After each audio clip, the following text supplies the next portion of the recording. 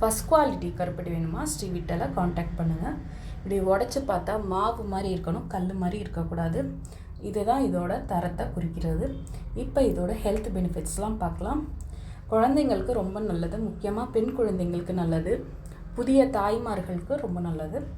இதை ரெகுலராக சாப்பிட்டுட்டு வந்தோம்னா பீரியட்ஸ் ப்ராப்ளம்லாம் சரியாகும், பீரியட்ஸ் பெயின்லாம் சரியாகும், பிசிஓடி இர்ரெகுலர் பீரியட்ஸ்லாம் குணமாகும்.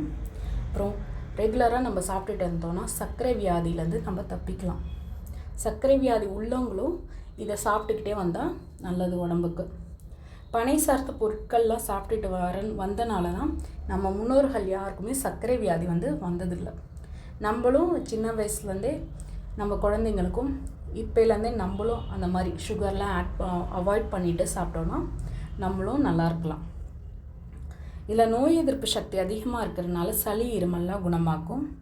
கஷாயம் வைக்கும்போது அந்த கஷாயத்தில் கொஞ்சம் கருப்பட்டி ஆட் பண்ணி குடிக்கலாம்.